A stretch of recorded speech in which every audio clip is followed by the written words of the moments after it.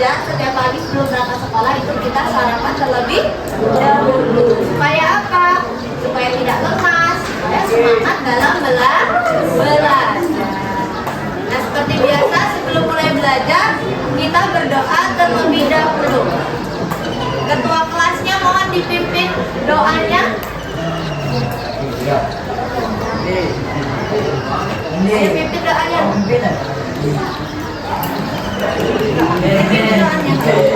Belajar. Siap. Biar doa dimulai.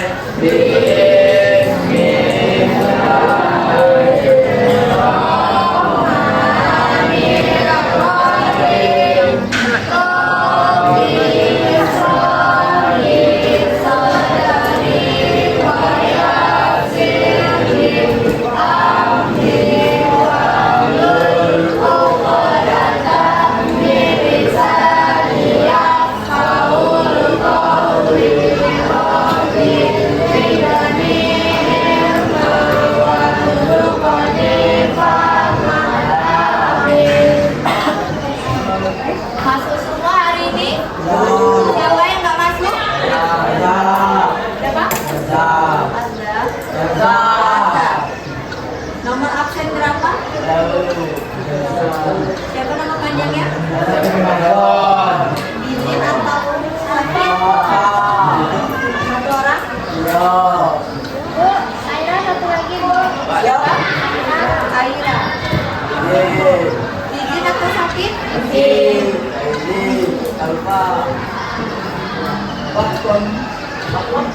Saya mulai ya.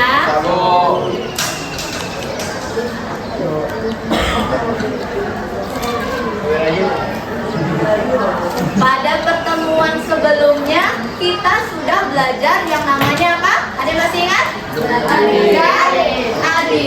Ada yang masih ingat apa itu zat aditif? Angkat tangannya. Oke, daerah saja ditambahkan pada satu makanan atau minuman untuk menambah cita rasa dan mengawetkan. Jadi zat aditif adalah zat yang sengaja ditambahkan dalam apa? Makanan atau minuman untuk menambah cita rasa, mengawetkan, menambah aroma, menambah daya tarik untuk kita konsumsi. Nah, dari zat aditif ini bisa dilihat ini kan banyak sekali jenis-jenis zat aditif yang kita temui atau yang kita makan. Nah, menurut kalian ada nggak sih dampaknya bagi tubuh kita jika kita makan zat aditif? Apa dampaknya? Kira-kira?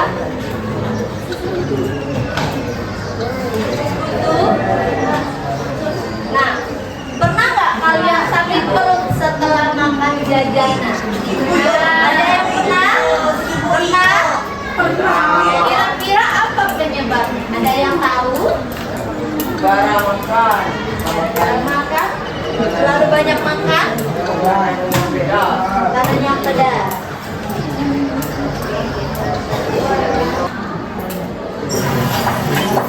Perhatikan. Orang tua wajib waspada dengan jajanan anak-anak, sebab sebanyak 18 orang pelajar di SDN 0050 Kecamatan Galang, Kabupaten Indragiri, Riau keracunan jajanan. Berdasarkan keterangan tenaga kesehatan puskesmas setempat, siswa tersebut diduga keracunan setelah makan penyajian impor dari China. Para korban mengalami gejala sakit kepala, sakit perut dan perut kembung. Sementara dari keterangan pemilik warung, permen itu dibeli dari sebuah toko di Jalan Hasai, Kecamatan Tembilahan, India. Kapolres India, AKBP Nur Hayat Sahmat menambahkan makanan yang meracuni berada pelajar SD itu bernama permen lunak buatan China. Saat ini kondisi para siswa pulih setelah diberi obat paracetamol dan antasida. Namun, tetap dilakukan observasi oleh petugas medis Puskesmas Simpang Gaung. Sampel permen lunak tersebut dilakukan pemeriksaan oleh Dinas Kesehatan India. Dikutip dari beragam sumber, permen lunak ini memiliki kemasan yang sangat menarik, mulai dari bentuk bola, buah-buahan, hingga binatang. Ditambah dengan warnanya yang mencolok membuat anak-anak tertarik untuk memakannya. Harga permen ini sendiri sekitar Rp50.000 per toples dengan isi 50 piece, atau dijual menjual eceran dengan harga Rp2.000.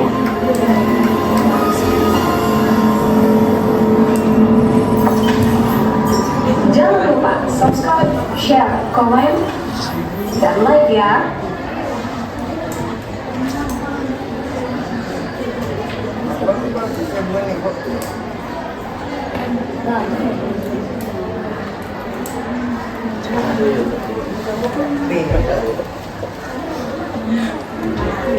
Jadi setelah nonton video tadi, kira-kira apa isi videonya? Kira-kira apa isi videonya? Makanan permen. Makanan? Permen. Makanan permen. Itu yang bagus tadi, yang kita kita kemana duduknya rapi semua. Jadi kenapa tadi Kevin video tentang apa?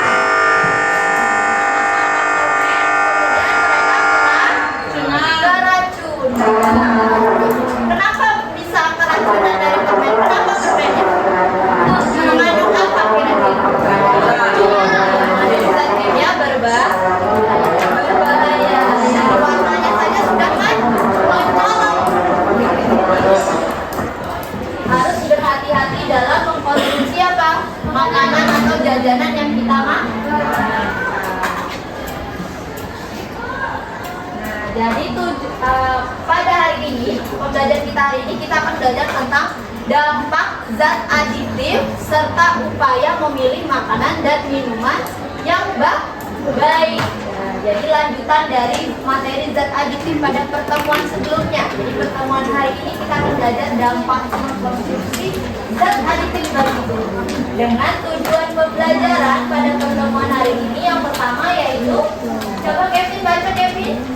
Yang pertama, Berhubung dengan tempat itu dari menandat analisis buatan yang berbeda terhadap ya, jadi yang pertama menganalisis dampak negatif dari zat aditif. Dan yang kedua apa Kevin? berhubungan dengan masalah kesehatan yang terjadi terdampak dari studi basis data.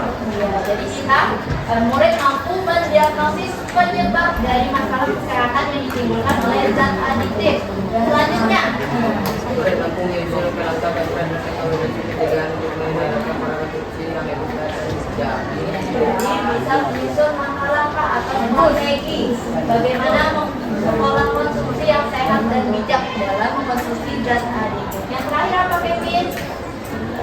Yang terakhir, kesadaran dan menjawab mandiri dalam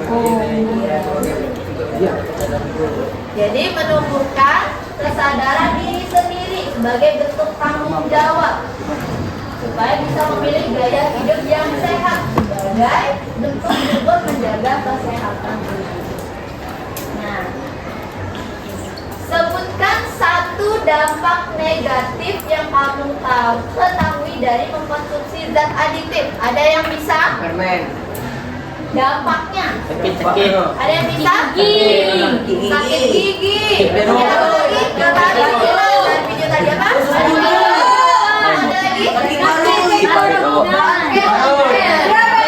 Iya.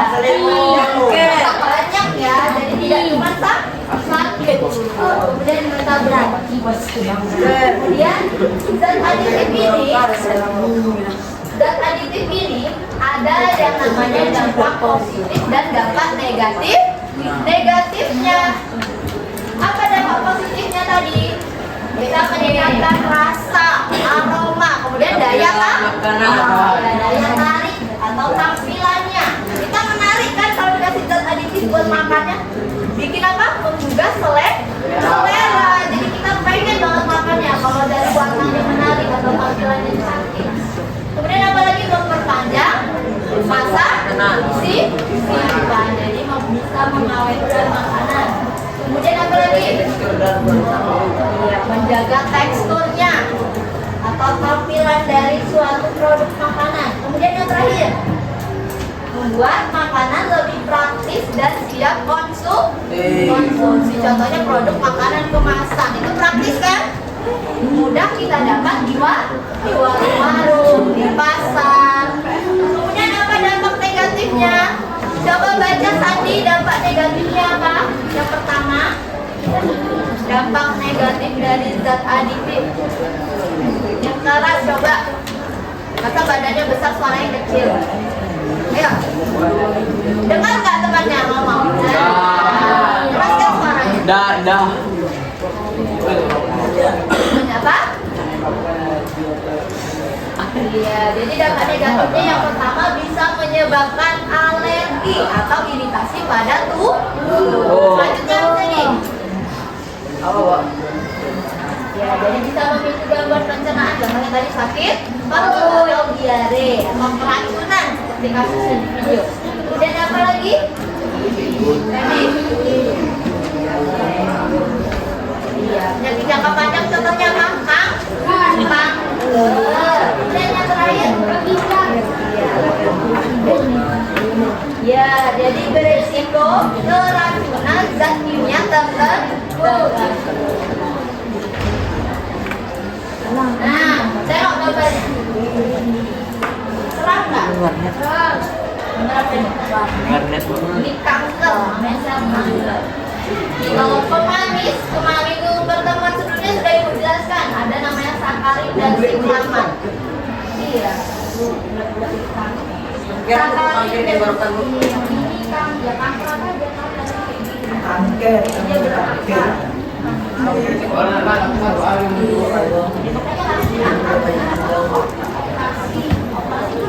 Bisa menyembuhkan karena bisa saja masih ada akar yang tertinggal sehingga dia bisa tumbuh bulan.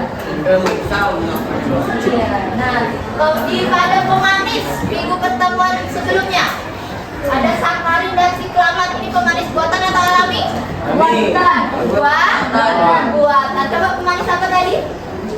Pemanis apa tadi? Sakarin dan siklamat. Pemanis duduknya yang ada ibu tidur di sini. Mau gantikan ibu di depan? Kemarin kesepakatan kelasnya apa? Yang tidak bisa diajak kerja sama, ribut di kelas, ibu sendiri menggantikan ibu menjelaskan di depan. Tentang apa? Pecah. Kemudian ada sorbitol. Nah, sorbitol ini juga termasuk pemanis, jadi dapat mengakibatkan diare. Kemudian ada pewarna, ada rodamin B, bisa, dan methyl yellow. Itu tipenya apa? Kanker. Kemudian ada MSG. MSG itu apa? Micin. Jadi mengkonsumsi micin yang berlebihan itu dapat menyebabkan namanya penyakit Chinese Restaurant Syndrome. Jadi apa itu Chinese Restaurant Syndrome? Jadi itu penyakit bisa menyebabkan sesak nafas, sakit dada, pusing, dan mudah letih atau mudah capek. Jadi kalau gampang capek, gampang lemas, kebanyakan makan micin. Bisa jadi micin penyebabnya. Nah, kemudian ada dampak negatif dari penggunaan pengawet. Ada namanya natrium benzoat. Pengawet apa natrium benzoat? Buatan atau alami? Buatan. Jadi bisa mengakibatkan gangguan saraf atau alergi. Pernah kan biasanya baca di belakang kemasan ada tulisannya natrium benzoat, itu artinya pengawet buatan. Kalau banyak-banyak dikonsumsi bisa menyebabkan gangguan saraf dan alergi. Kemudian ada natrium nitrit, mengakibatkan kanker juga, sama kayak pewarna buatan tadi. Kemudian ada boraks dan formalin. Boraks dan formalin ini minggu kemarin boleh dikonsumsi atau tidak? Termasuk pengawet yang dilarang. Kenapa dilarang? Bisa menimbulkan kematian. Kenapa? Karena dia pengawet boraks dan formalin. Pengawet mayat. Tidak boleh digunakan dalam makanan maupun minuman karena bisa menyebabkan kematian.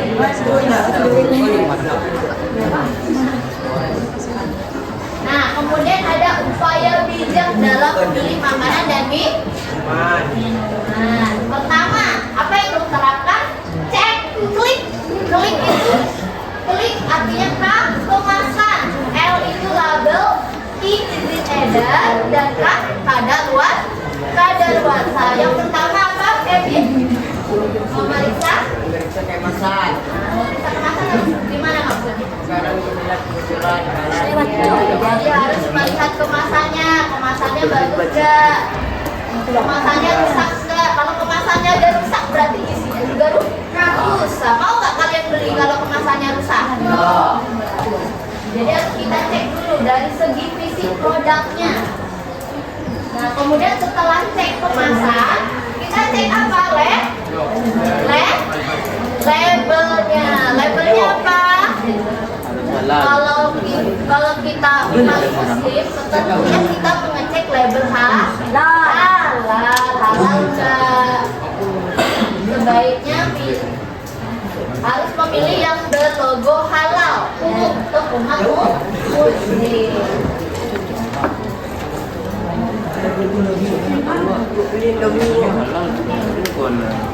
Kemudian ada lidi medan. Kalau lidi medan ini erat kaitannya dengan BP apa BP? Ya. BPON. Ya, BPON. Itu menunjukkan apa? Menunjukkan apa ini contohnya bisa apa contohnya BPON? Kenapa kita harus lihat BPON? Kode BPON. Kenapa? Karena tandanya yang BPON itu yang sudah ada label BPON atau kode BPON-nya berarti sudah lolos uji keamanan makanan.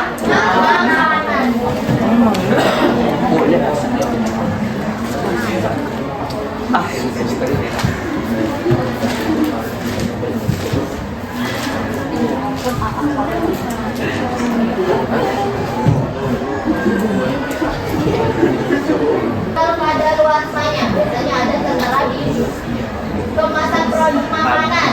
Jadi tanggal aman untuk mengkonsumsi atau batas aman konsumsi.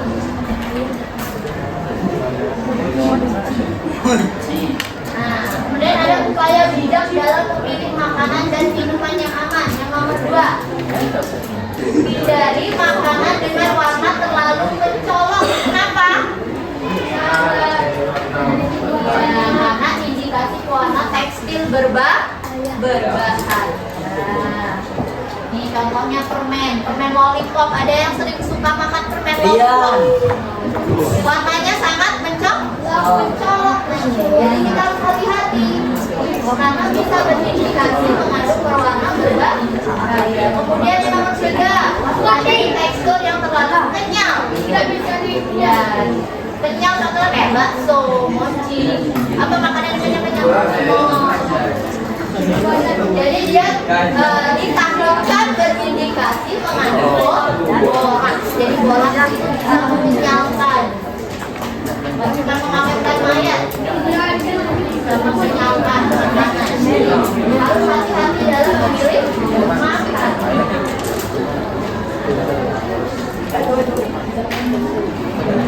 Kemudian apa ini yang keempat? Hindari makanan berkuah atau cairan yang beraroma asam atau berbau. Kalau seblaknya apa? Beraroma asam dan berbau tinggi. Tandanya apa itu kalau sudah beraroma asam atau berbau tinggi? Iya, apa? Basi atau kadaluarsa kalau dalam produk kemasan. Kemudian yang terakhir, batasi makanan instan. Jadi mengurangi makan mie instan, makan produk yang junk food, yang tinggi garam, gula dan cepat saji. Oke. Sekarang ibu punya LKM atau lembar kerja murid. Jadi ibu minta berkelompok, satu kelompoknya 5 orang. 5 orang, ini ada 5 nih, ada yang 5, ada yang 6. Ada yang 5, ada yang 6. Sandy, kamu berlima sama dia yang kacamata berlima ya. Kalian berdua sama yang belakang bertiga. Kenapa? Yaudah, ada yang berlima, ada yang berenam. kawan.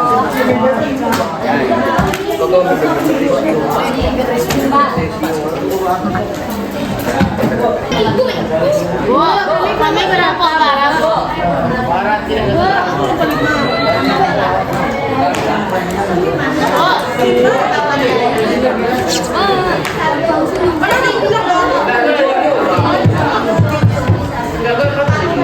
Bu.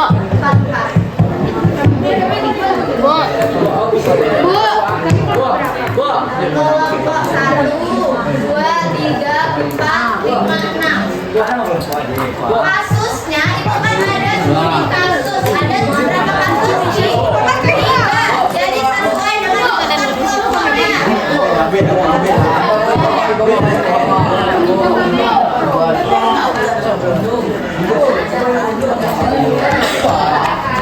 Kan ada 3 kasus, jadi dipilih berdasarkan kelompoknya. Yang kelompok 1 studi kasus 1, kelompok 1 2, yang studi kasus 2, kelompok 3 dan 4. Studi kasus yang ketiga kelompok 5 dan 6. Dijawab dalam soalnya, sama dibuat apa nih? Format laporan dokter. Berarti dibuat ini nama pasiennya tadi siapa, kemudian diagnosis. Diagnosis itu nama kelompoknya jangan pilih. Ini kelompok 2 kan? Kelompok 2 kan? Nanti dijawab di sini. Kemudian ini dibuat juga ini yang halaman selanjutnya. Ada nama pasiennya siapa tadi studi kasusnya. Kemudian diagnosisnya apa, dan bahayanya apa, organ yang terdampak apa, sama rekomendasi atau pencegahan dalam solusinya. Ini 1, 2, 3. Kelompok 3 berarti kasusnya yang B. Yang halaman selanjutnya juga dibuat ya, yang format laporan dokter. Privat ini, tapi sedikit aja nomor presentasi.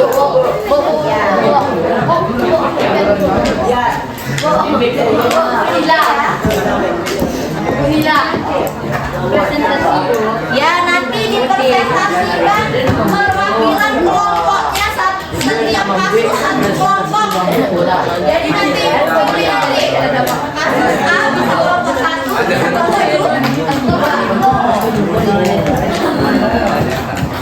ada yang dikerjakan, yang nggak paham tanya sama ibu, tanya sama yang tunggu ada jalan lain sama yang lain. Komisi. Dia jadi IUT.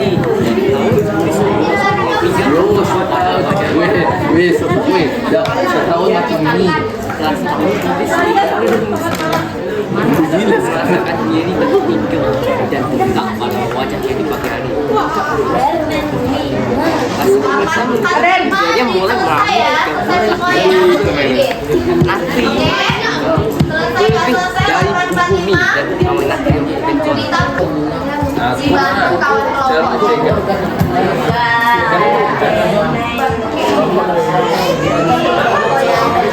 Bagi nomor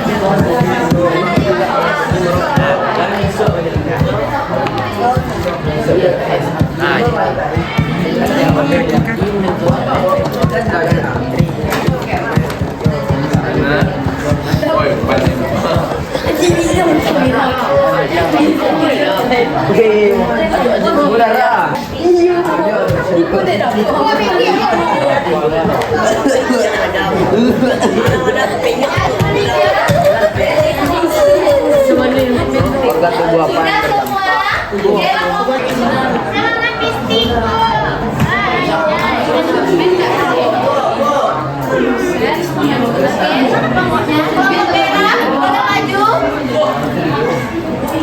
dikasih aja ada yang baca laporan dokter.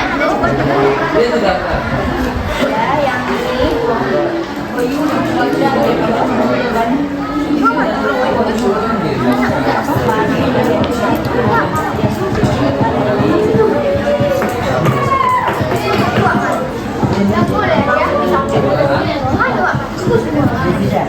Kelompok maju kan?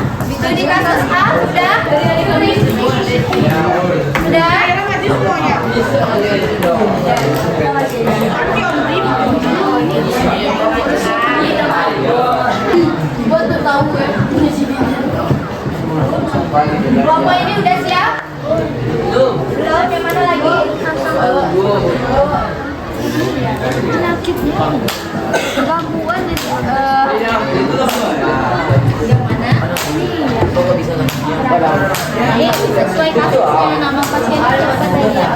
Pak.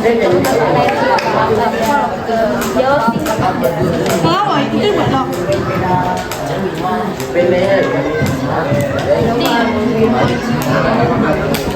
Ada yang sudah?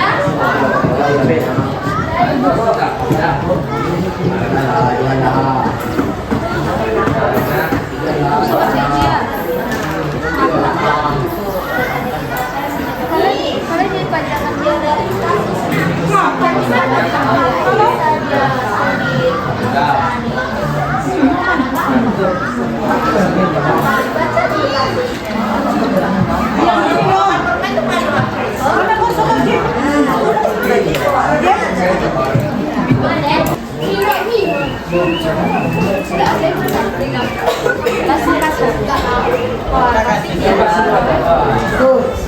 Assalamualaikum warahmatullahi wabarakatuh.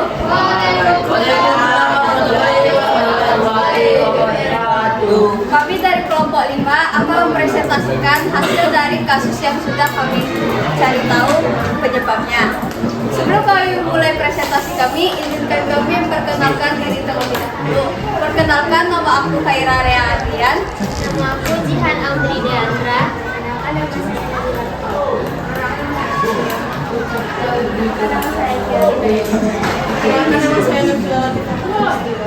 Baiklah, karena teman-teman sudah kenal dengan kami, akan kami mulai langsung presentasinya. Ya, akan dimulai dari Jihan.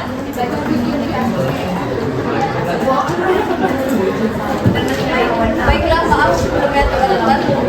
Izinkan aku bacakan naskahnya terlebih dahulu. Nanti suruh ulangi ya.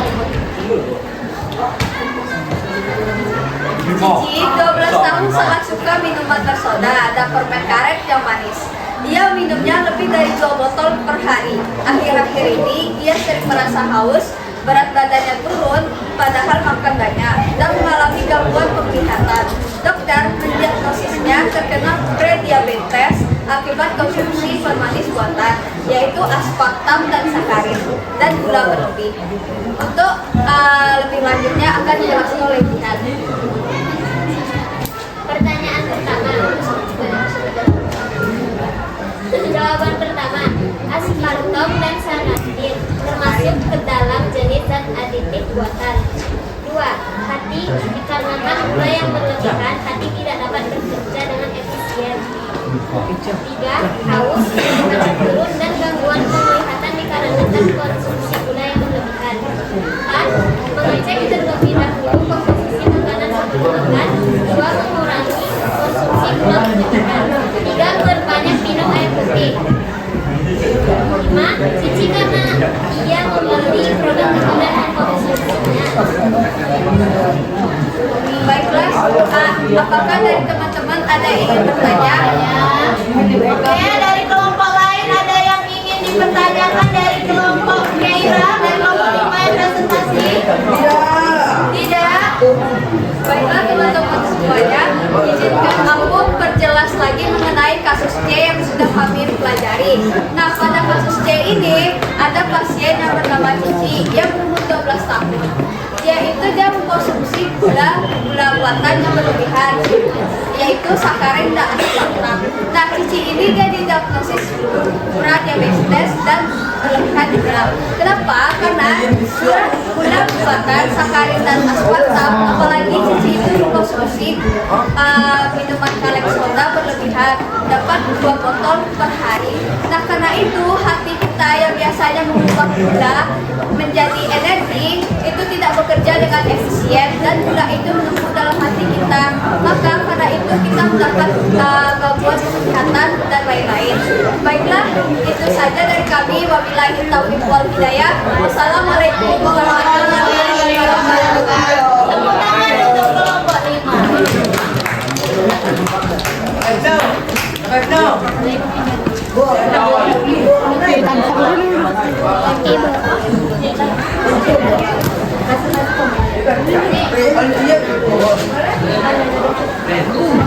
karena waktunya tidak cukup untuk semua kelompok presentasi, jadi Ibu dicukupkan dengan 1 perwakilan kelompok 5 saja, akan tetapi LKM-nya tetap dikumpulkan, tetap diselesaikan. Jadi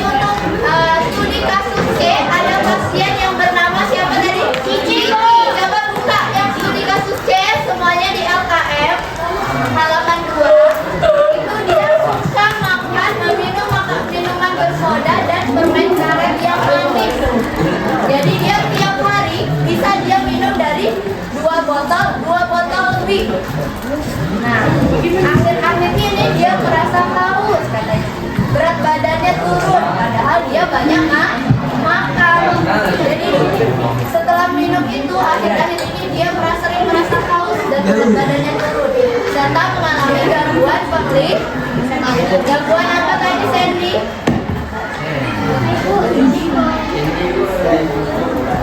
Gangguan apa tadi? Gangguan apa tadi? Gangguan apa tadi? Gangguan penglihatan. Gangguan penglihatan nggak? Coba yang perhatikan dulu ibu di depan. Kalian paling depan loh kelompoknya. Ibu di depan sini loh. Jadi dia kenapa tadi dia suka minuman bersoda serta permen karet yang manis. Jadi dia suka minuman bersoda serta makan permen yang manis. Nah, kemudian dokter mendiagnosisnya terkena diabetes. Dia terkena diabetes. Akibat apa? Mengkonsumsi akibat apa ini? Mengkonsumsi apa? Pemanis. Contohnya apa tadi pemanis? Ada sakarin, siklamat. Kalau yang dikasih ini, pemanisnya itu menurut diagnosa dokter adalah aspartam dan apa? Sakarin serta gula berlebih. Jadi dari kasus ini ada nggak yang bisa menyimpulkan pembelajaran kita hari ini? Ada yang bisa menyimpulkan pembelajaran kita hari ini? Ibu kasih poin plus. Keira, oke, boleh maju Keira. Apa kesimpulannya? Ayo Keira. Apa kesimpulan pembelajaran? Yang lain dengarkan, yang nggak dengarkan ibu suruh ulangin apa yang dikatakan Keira di depan. Yang belakang. Oke, boleh dimulai Keira. Baiklah teman-teman saya, kesimpulan dari pembelajaran kita hari ini itu dari aku itu cukup singkat, yaitu sesuatu yang berlebihan itu tidak baik. Apabila kita mengkonsumsi gula yang berlebihan, penyedap yang berlebihan, MSG yang berlebihan, itu akan berdampak kepada kitanya di suatu saat nanti. Mungkin tidak sekarang, tapi di masa tua akan berdampak kepada kita. Mungkin itu saja dari saya. Baik, tepuk tangan dulu untuk Keira. Yang lain ada yang mau menambahkan kesimpulan dari Keira? Yang belakang ada yang mau menambahkan? Boleh ibu kasih poin plus yang mau nambahin kesimpulan. Ada? Yang depan ada? Kevin? Buku? Jika tidak ada yang ingin menambahkan, ibu yang menambahkan. Jadi zat aditif, setiap makanan yang kita konsumsi, kita temui itu pasti mengandung yang namanya zat aditif. Nah, zat aditif ini beraneka macam, manis, awet, penyedap rasa, pengentang, pengembusih, dan semuanya, semua jenis zat aditif itu digolongkan dalam yang alami dan buatan. Nah, jika kita mengkonsumsi zat aditif ini secara berlebihan, khususnya zat aditif buatan, maka akan berdampak bagi tubuh kita. Bagaimana sih caranya kita mengatasi hal tersebut? Jadi kita harus menjadi konsumen yang bijak, konsumen yang bijak untuk memilih zat aditif yang aman dikonsumsi untuk tubuh kita.